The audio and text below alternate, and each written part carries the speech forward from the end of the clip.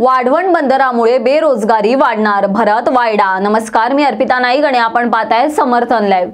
केंद्र शासनाकडून वाढवण बंदराला मान्यता देण्यात आली आहे।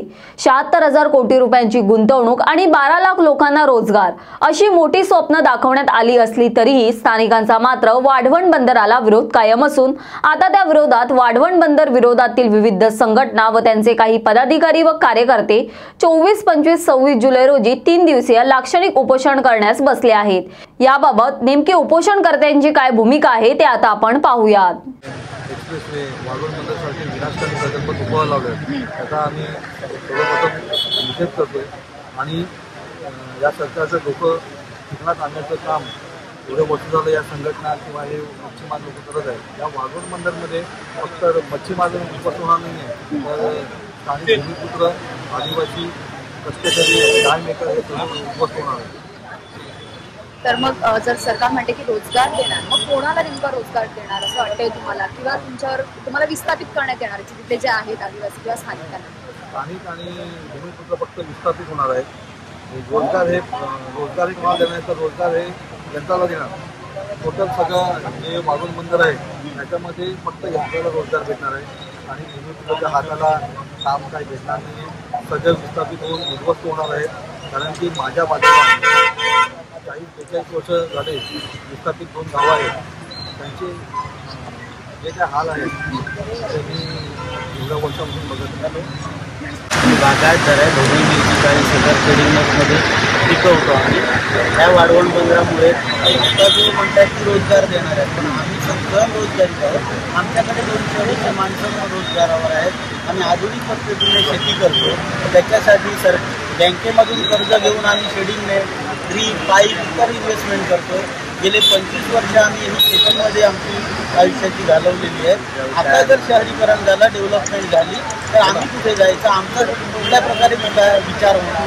परत जो सरकार म्हणते की विस्थापन होणार, विस्थापन झाल्यानंतर आम्ही लीज लँडवर शेती करणारे शेतकरी आहोत। तर अशा वेळेला आमचं जे करोडो रुपयाचं इन्व्हेस्टमेंट आहे ती नुकसानीतच जाईल, कारण त्यांची पर्चेसिंग होणार नाही किंवा कुठल्याही बाबतीत सरकार लक्ष देणार नाही। आतापर्यंत जे प्रोजेक्ट झालेले आहेत त्याच्यामध्ये सर्वच प्रोजेक्टमध्ये भूमिपुत्राचा विनाश झालेला आहे, कारण कुठल्याही सरकारने ह्या भूमिपुत्राचं विस्थापन व्यवस्थितरित्या केलेलं नाही। त्याच्यासाठी आमच्या भागातलं डॅमसाठी उठवलेली हनुमाननगर, चंद्रनगर ही सध्या गावं अशी आहेत कोणते रस्ता नाही, वीज नाही, लाईट नाही। BRC टॅप्स जिकडे प्रोजेक्ट झाला तिकडचे आमचे कुंभी, कोळी, मांगेले सर्व विस्थापित झाले। तिकडेही त्यांना कुठलीही सुविधा नाही, त्यांच्या घरं बांधलेली आहेत गरिबांची, त्यांना बांधल्याबरोबर तडा गेलेले आहेत। रोजगार हा काही लोकांना, काही नेत्यांचा फक्त मिळतो आणि इतरांचा फक्त नुकसानीच होत आहे। आमच्या खांजणामध्ये चंडीगावच्या अदानी पॉवर म्हणजे BSS हे झालं, तिकडे राखे पूर्ण खांजण हे पूर्वी त्याच्यामध्ये मच्छी मिळायचं भरपूर प्रमाणात, पण आज तिकडे पूर्ण ती राखच आहे। ह्याच्या जी बॉयलरमधून निघणारी राखेने अख्खा आमचं खांजण भरून गेलं, त्यामुळे तिकडची सर्व जैवविविधता नष्ट झाली आणि आजूबाजूची गावं आहेत तिकडे कॅन्सरचं प्रमाणच आहे, कारण नाकात धूळ रोज जाते। तोच प्रकार हिवलीमध्ये टॅक्समुळे होतोय। आता ह्याच्यानंतर वाढवण बंदर समुद्रात झाल्यानंतर आमच्याकडे समुद्रही शिल्लक राहणार नाहीये किंवा पर्यावरणही शिल्लक राहणार नाहीये, तर आम्ही जायचं कुठे, भूमिपुत्रांनी करायचं काय? कारण आमच्याकडे हाकेच्या अंतरावर मुंबई असताना, मुंबई अधिनियममध्ये आमच्या ग्रामपंचायती असताना आम्हाला विकासाची कधी गाजरच दाखवली, आमचा विकासच झालेला नाहीये।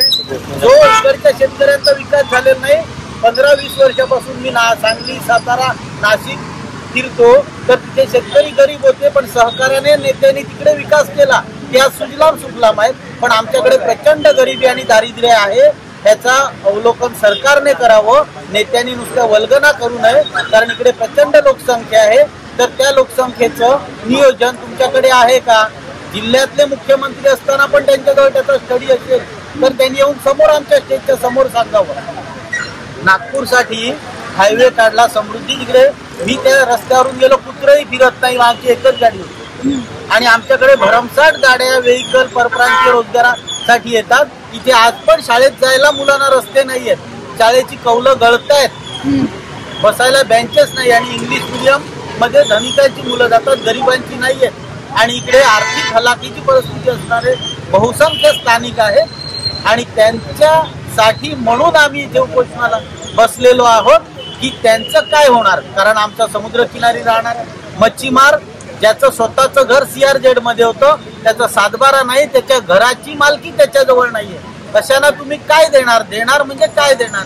आमच्या शेती जमिनी ह्या कोकणामध्ये भुसकटेने मागे निर्णय दिलेला, कोर्टामधून निर्णय मिळालेला की कोकणात पड गावरान जमिनी ज्या आहेत त्या कोकणातील लोकांच्या नावावर कराव्या. कारण आम्ही बापदादापासून इथे राहतो, पण जागा सरकारच्या, कारण मागे सरकारने सर्व फॉरेस्टची जी काही यंत्रणा राबवली ती कोकणामध्ये राबवली.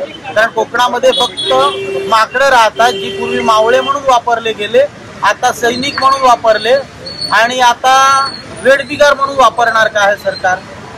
काय करणार हे नक्की आम्हाला समजून घ्यायचं आहे. त्याच्यासाठी आम्ही हे आजचे उपोषण करतोय. धन्यवाद. वाढवण बंदराच्या विरोधासाठी विविध मच्छीमार संघटनांनी एल्गार पुकारला असून कोणत्याही परिस्थितीत सरकारला धडा शिकून वाढवण बंदर रद्द करणारच असा इशारा दिला आहे.